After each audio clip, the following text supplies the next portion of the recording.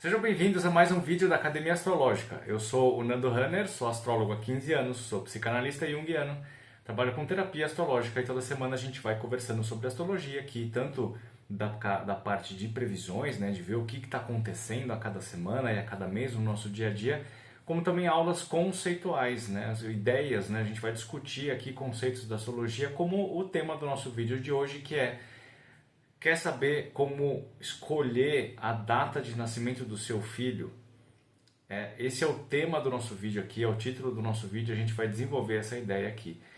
Será que a gente tem direito de fazer isso? Será que a gente está fazendo isso mesmo de verdade ou nós estamos sendo influenciados por alguma outra energia? A gente vai conversar sobre essa história aqui. Antes da gente entrar direto no tema, já quero convidar você para, se você quer fazer suas previsões, seu mapa natal ou experimentar uma sessão de terapia astrológica, aqui embaixo na descrição de todos os vídeos do canal tem o WhatsApp para você, o link, né, para você me chamar no WhatsApp, tirar suas dúvidas, agendar sua sessão, ver os valores que tem aqui dos serviços da Academia Astrológica. Também, já já, a gente tem novidades aqui da Divino Astral, que é a marca de acessórios em aço inox, que é da Carol, minha esposa, e minha. A gente está lançando a nossa loja online e eu vou começar a passar aqui para vocês conhecerem. Curso de Astrologia também aqui no YouTube. Tem uma playlist chamada Curso Gratuito de Astrologia para você que quer começar a estudar Astrologia. São mais de 60 vídeos onde eu vou desenvolvendo as ideias básicas da Astrologia com você. E também na área de membros tem um curso completo de Astrologia. A área de membros custa R$ 49,99 por mês. Você paga quantas vezes você quiser, né? Ele vai dar uma renovação automática. Você pode cancelar a hora que você quiser. Na hora que você entra ali, você já tem acesso a mais de 125 aulas, sei lá quantas horas, são um montão. E a ideia é ter um curso completo de astrologia aqui no YouTube. Agora a gente tem aulas fundamentais, interpretação de mapa, signos, casas, essas coisas. E eu vou começar a colocar técnicas de previsão e também vai ter aulas de terapia astrológica. Vai ser um curso super completo com mais de 300 aulas para você aprender astrologia. Nessa área de membros a gente também tem lives exclusivas mensais para fazer os nossos encontros, discutir ideias e eu ajudar vocês a tirar as dúvidas, beleza? Bom, vamos falar sobre essa questão de escolher a data do nascimento do filho.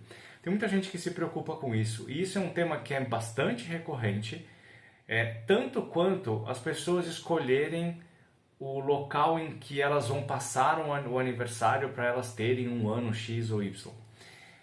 Eu já adianto para vocês que esse negócio não é simples desse jeito, né? Não é porque você quer passar um aniversário na Bahamas e que você viu que o sol fica não sei onde, que é um negócio que vai ajudar a ter um ano super fodástico, né? É uma complexidade, isso é muito complexo, gente. Isso realmente é muito complexo. E eu vou fazer um vídeo só para isso, tá? O nosso vídeo de hoje a gente vai conversar sobre essa coisa de escolher data para o filho. Você tá lá, né? Você engravidou, você, o maridão e a esposa estão lá pensando, pô, a gente quer viver, a gente, sei lá que tipo de pensamento passa, pô, a gente quer que o nosso filho seja o mais feliz do mundo, que ele tenha muito dinheiro, que ele seja muito amável, que ele não encha meu saco, que ele não dê problema, que ele não se envolva com drogas. A gente tem várias dessas questões circulando a nossa mente, né? E aí a gente começa a pensar, bom, será que a astrologia consegue ajudar a gente a tomar um rumo, a dar um direcionamento para as coisas? E a resposta para vocês é sim e não. É os dois ao mesmo tempo. Eu vou dividir esse vídeo em dois pedaços. A primeira parte que eu vou explicar para vocês aqui, o que é interessante a gente ter num mapa astral, no mapa natal, no mapa de nascimento, e o que a gente deveria evitar. A gente não consegue evitar e ter tudo ao mesmo tempo, não dá, mesmo porque tem horas que a gente não consegue escolher o que vai acontecer, tá? Eu vou mostrar para vocês aqui. A segunda parte do vídeo, que também é muito importante, eu gostaria que vocês assistissem essa segunda parte também, que é onde eu vou contar para vocês qual que é a minha visão sobre isso, qual que é a minha filosofia sobre essa história. E eu espero que isso encaixe alguma pecinha na sua mente aí que está querendo planejar isso e usar a astrologia a favor do nascimento do seu filho. Eu sou super a favor, tá? Com ressalvas que eu vou explicar na segunda parte. Vou mostrar para vocês o que é interessante a gente ter no mapa para favorecer, para trazer sucesso, para fazer com que as coisas fluam com bastante fluam com bastante fluidez, que tenha tenha uma vida próspera, tá? Vou mostrar aqui no mapa para vocês o que seria interessante. Bom, olha só, primeiro, o que é legal a gente pensar?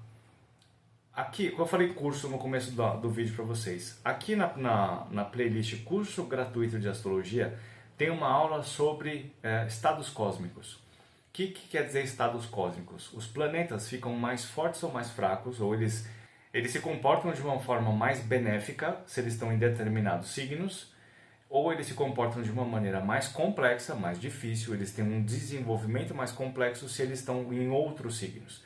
Então, pensa no seguinte, ó, o signo de Leão, vou colocar uma data aleatória aqui, signo de Leão, dia 28 de, sei lá, julho de 2015, pronto.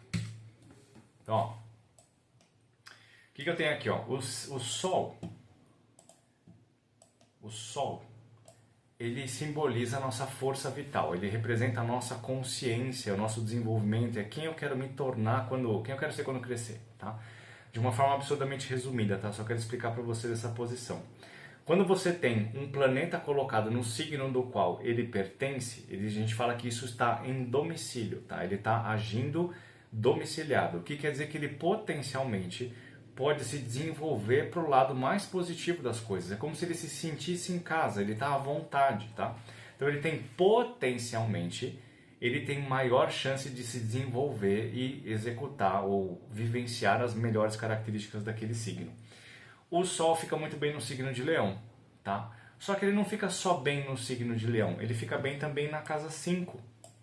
Mas ele não fica bem também só na casa 5 e no signo de Leão. Ele também fica bem se a gente colocar ele na casa 1 ou se a gente colocar ele no signo de Áries, tá? Ele funciona bem nesses elementos, ele tem um tesão, ele tem uma força, ele tem uma vigorosidade, ele tem uma vitalidade, né? Ele tem uma potência em si para conseguir desabrochar e viver as coisas que ele quer viver com todo o prazer possível. Isso não quer dizer que o Sol colocado nos outros signos não funciona. Ele funciona, só que a gente só tem que achar se enquadrar dentro do comportamento. Então, encaixar o Sol nessas posições aqui pode ser uma ideia bacana. Agora, se a gente está falando da Lua, por exemplo, a Lua ela fica em domicílio no signo de Câncer, e ela funciona muito bem na casa 4, ela funciona muito bem no signo de Touro, ela funciona muito bem na casa 2, por exemplo. Tá? Ela pode funcionar muito bem na casa 12. Em Escorpião não é um lugar muito bacana. Em Virgem não é um lugar muito legal. Por quê? São comportamentos que são diferentes. Eles não têm similaridade, eles não têm cumplicidade entre uma coisa e outra. Então pensa no seguinte, ó. Se você tem um signo de Virgem, por exemplo, que é um signo que é muito pragmático, matemático e exato, e você coloca um símbolo completamente emocional, há um conflito. Eles não falam a mesma língua, então o negócio ele não se desenvolve. Ele não fica encaixado, ele não fica harmônico, ele não fica fluido, ele fica meio travado, né? E quando você tem a Lua num posicionamento de um signo que não é tão bom para ela, pode gerar uma pessoa que é emocionalmente mais instável, ela é mais insegura, mais tímida, mais raivosa, reativa, mais agressiva ou defensiva. Então tem várias formas da gente olhar isso de maneiras diferentes, tá? Então, por exemplo, se a gente vê aqui a Lua, se a gente encontrar uma Lua de casa 8 ou uma Lua de casa 6, aqui a gente pode ter vários significados muito complexos para o comportamento dessa Lua e para a segurança emocional dessa pessoa, tá? Então a gente tem que ir avaliando e tentando encaixar isso da melhor forma possível para essa pessoa conseguir encontrar um pouco mais de segurança dentro desses dois pontos que são tão importantes. Sol é quem eu quero me tornar e a Lua representa qual é a minha segurança emocional. Então são dois pontos super importantes que se você tiver uma visão para conseguir encaixar isso, principalmente dentro de casas que são harmônicas, o negócio funciona bem, tá? Ele pode funcionar bacana. Ó, Sol de casa 10 é legal, Sol de casa 2, Sol de casa 1, Sol de casa 3, Sol de casa 5, Sol de casa 9 é bacana. Então, os outros posicionamentos podem ser bacanas também, mas esses podem dar um temperinho a mais, o negócio funcionar de uma forma melhor. Só que o que a gente tem que pensar nessa história também é que muitas vezes a gente não tem como escolher qual que é a posição do Sol, porque o Sol é muito rápido, né? A não ser que você esteja para ter seu filho numa mudança de signo, que é sempre ali pelo dia 18, 19 e 20 de cada mês, né? 21, 18, 19, 20, 21, dependendo do período que você está no ano, a gente está com o Sol numa fase de transição ali. Então, se você tiver a opção de escolher um ou outro, é bacana. Agora, se você está no meio do período, por exemplo, você está lá, dia, sei lá, 7 de junho, o Sol está no meio do signo de Gêmeos, você não tem opção, você não tem como fazer essa mudança do signo solar. Mas você pode prestar atenção na Lua, porque a Lua ela muda de signo a cada 2 dias. Então fica mais fácil de você tentar ajustar isso e antecipar um pouquinho ou postergar um pouquinho o nascimento, sei lá. Se você é uma pessoa que tem um pouco de entendimento e vê que uma Lua em Escorpião é um signo, é uma posição complexa, sensível, potencialmente traumática, muito delicada, uma pessoa com uma personalidade muito densa, aquela coisa toda. Isso tudo por um lado negativo, tá? Porque tudo tem positivo. E você, sei lá, você tem uma experiência de vida aí que você não se deu bem com o signo de Escorpião. Aí você vê que o seu filho lá vai nascer e ele tá com o Sol em Gêmeos, o que é bacana pra você, você curtiu, mas aí tem a Lua passando no signo de Escorpião. Aí você vai falar, putz, mas aí tá bem em cima da data de nascimento ali, né? Aí você vai falar, bom, o que eu faço? Deixa a natureza seguir seu rumo ou eu vou ajustando isso? Você pode tentar fazer com que, né, seu filho nasça com a lua em Libra ou com a lua em Sagitário, tá?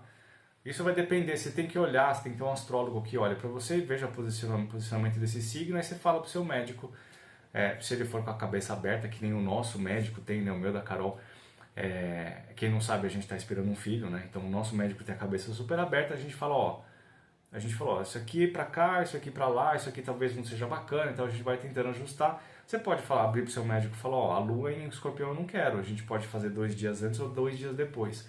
Ou se o cara não achar que é uma viagem, a médica ou o médico achar que é uma viagem, você pode só falar, não, eu quero fazer para cá porque eu quero, e depois para lá porque eu quero.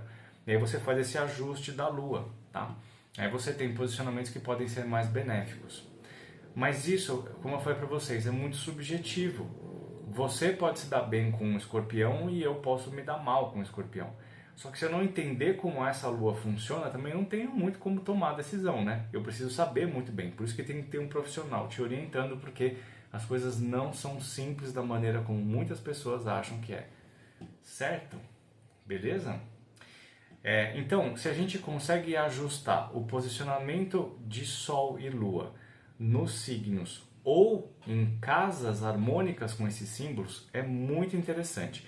Outra coisa muito legal da gente poder colocar nesse projeto é criar aspectos, que são essas linhas azuis e vermelhas que a gente tem no mapa aqui, né? Esse aqui.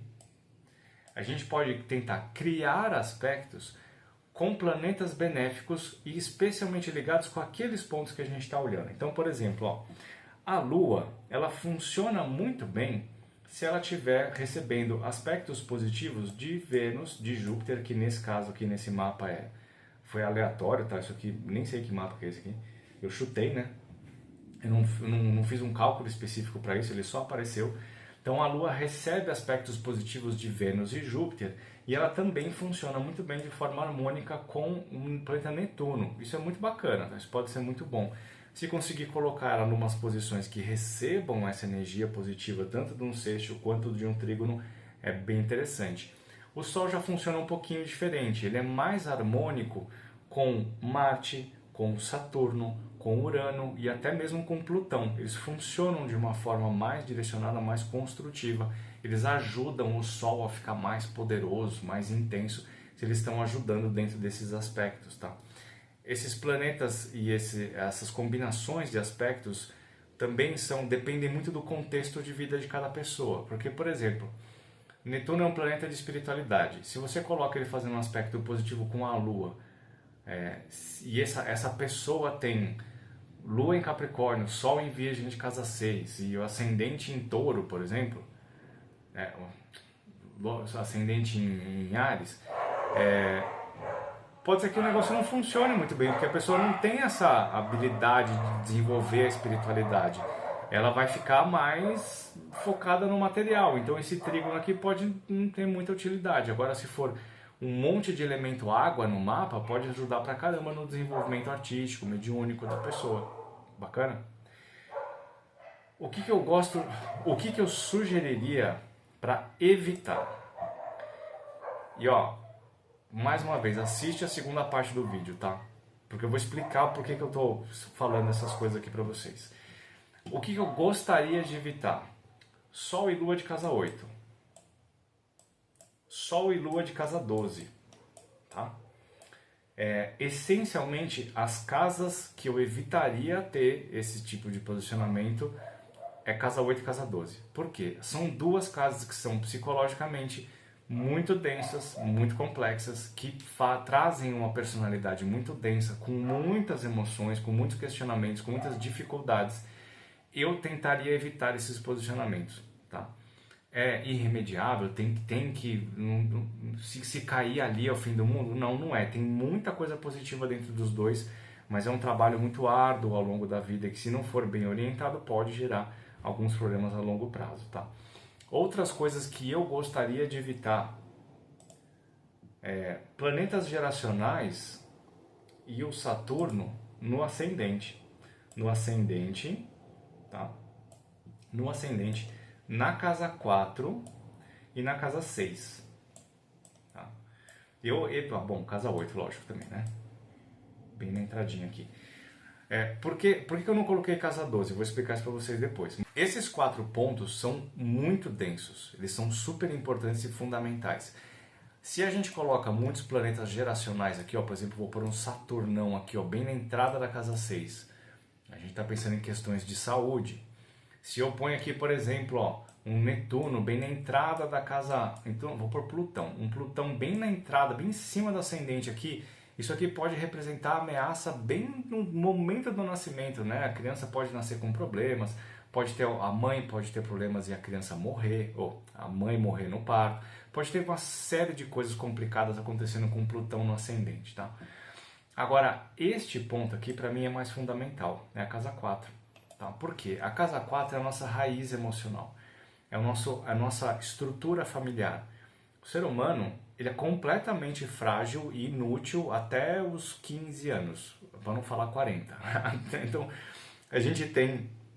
Os primeiros anos da nossa vida são absurdamente importantes, e quanto mais complexa é a nossa casa 4, com planetas geracionais, com aspectos tensos, com Quiron, com Lilith, mais difícil é essa primeira abordagem na vida, esse primeiro momento que eu chego na vida, porque as informações que eu estou colhendo do mundo imediato aqui são ameaçadoras, são assustadoras, são difíceis, são complicadas, geram medo, geram tristeza, podem gerar inseguranças, né, restrições, aquela coisa toda.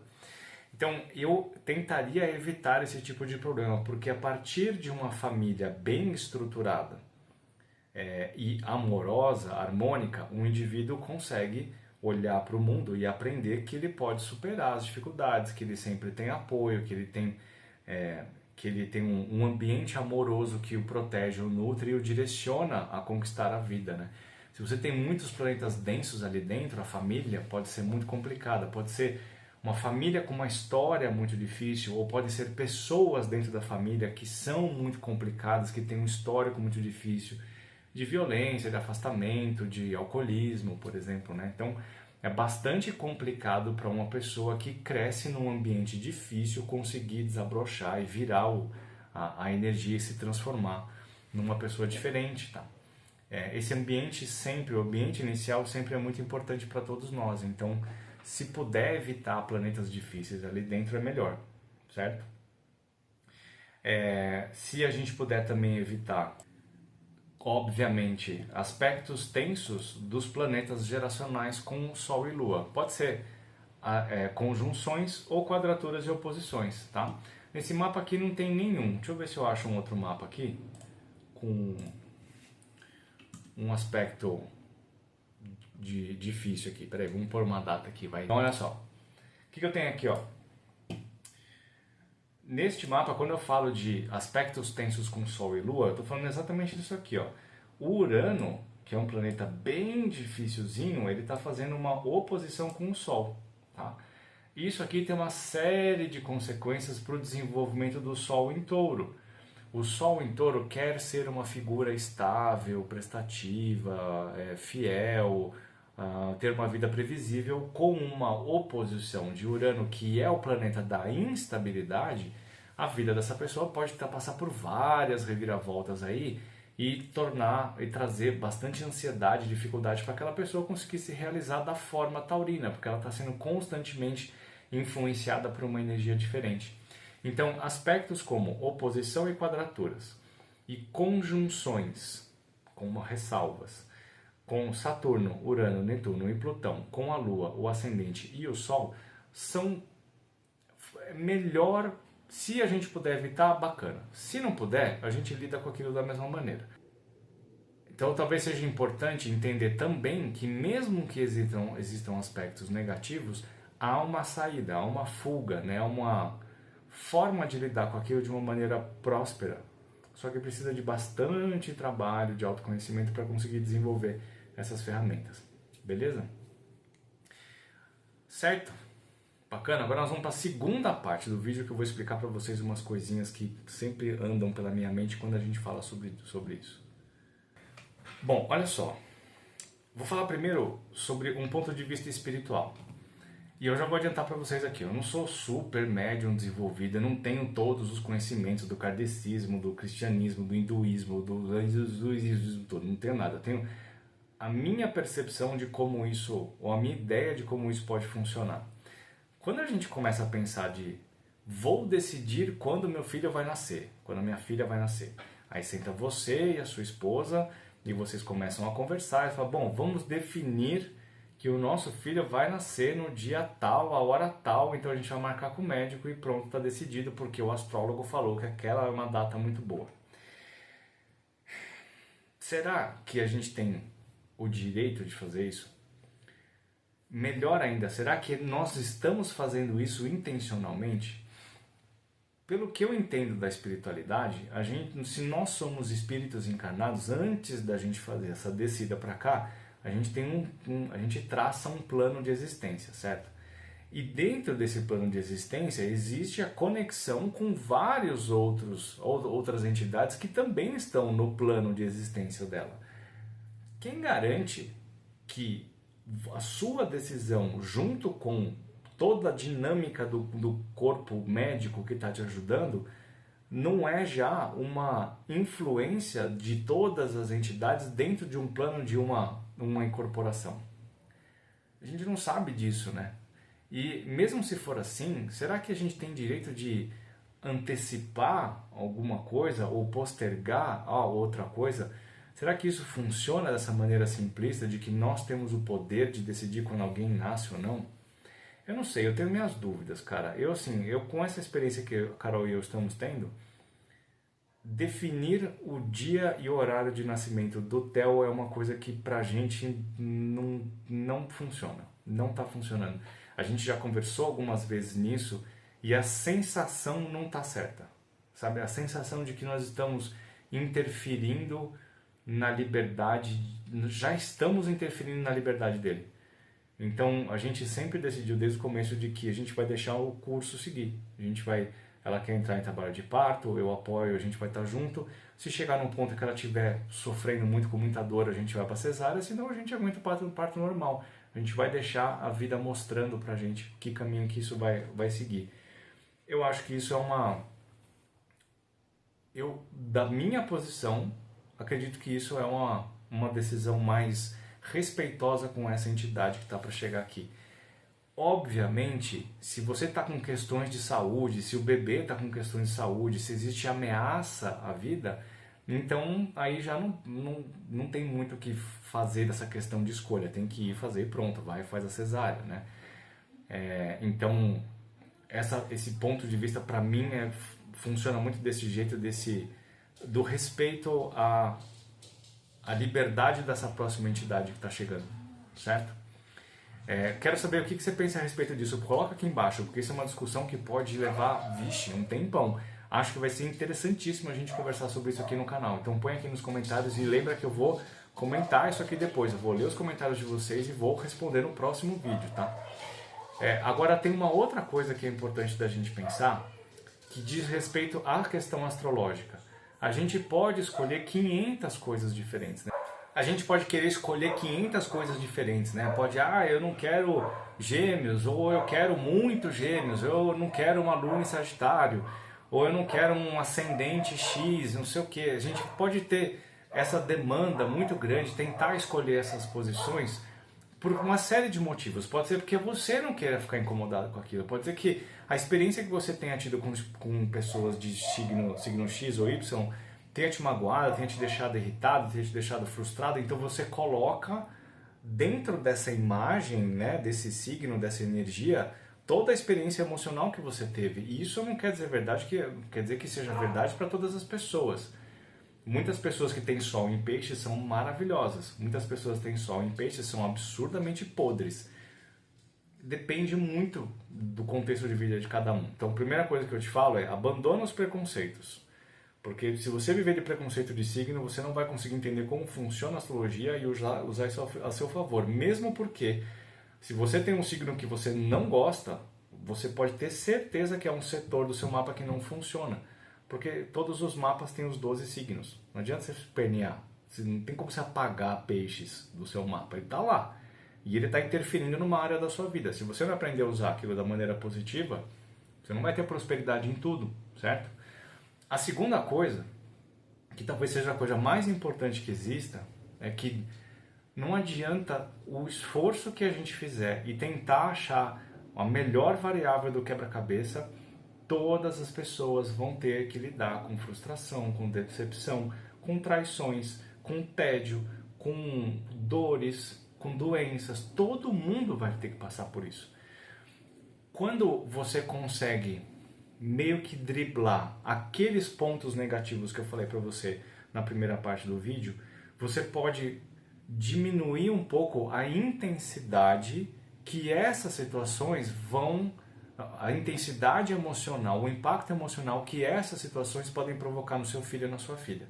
A gente pode evitar algumas coisas no nível de intensidade, mas numa hora que você desvia de uma coisa, aparece outra. Então, independente do que a gente estiver escolhendo, o que eu recomendo para você, a minha sugestão para você, é que em vez de você tentar ajustar o seu mapa conforme o que você acredita que aconteça, é você pegar o mapa da pessoa que nasceu e você tentar entender quem ela pode ser e quais são os desafios que ela vai ter. E ensinar essa criança a lidar especificamente com esses desafios. Então, a pessoa pode ter um problema com Saturno, pode ter um problema com Urano, pode ter um problema com casa 12, pode ter um problema com casa 8, e você estudar esses pontos aqui, se aprofundar inclusive nas soluções para isso, e orientar o seu filho, a sua filha desde pequeno a perceber e a reajustar o comportamento dele para acionar intencionalmente o lado positivo do que é negativo dentro desse mapa. Vocês viram ali, né? Por exemplo, ó, se você tiver um aspecto negativo com Saturno, o aspecto negativo com Saturno normalmente vai levar para uma pessoa mal-humorada, insegura e medrosa, recatada, com dificuldades. Você tem que ensinar essa pessoa a assumir responsabilidades, a ser mais madura, a reconhecer as coisas que são positivas dentro dela, a ser mais disciplinada, porque aí você está incentivando e aumentando a energia positiva de um Saturno debilitado. Aí você traz isso para uma zona de equilíbrio. Tá? Se você tem um problema com um ponto do seu mapa, não adianta você tentar usar o outro. Não dá. Você tem que trabalhar no que está faltando. Pensa assim, se estiver faltando água na sua casa, não dá para você tentar compensar isso comprando tênis. Entende? Não faz o menor sentido. Se você tem um problema com Plutão no seu mapa, não adianta você ficar olhando para Vênus. Porque Vênus não vai resolver o problema de Plutão. Quem resolve o problema de Plutão é Plutão, certo? Então, a minha dica para você de coração mesmo, não fica quebrando a sua cabeça, tentando definir um dia de nascimento para a Lua, tá um aspecto positivo com Júpiter e fugir do Saturno. Aí chega no momento lá, você começa a ficar com várias contrações e aí começa a ficar, não, mas falta 2 dias para mudar a Lua, tem que aguentar. Não, cara. Relaxa, deixa a vida seguir seu curso e entenda qual que é a energia básica desse mapa que está nascendo e trabalha ele com todo o tesão que você pode, ensinando aquela criança a enfrentar os desafios, as limitações e as inseguranças, porque você sempre vai estar lá do lado dela.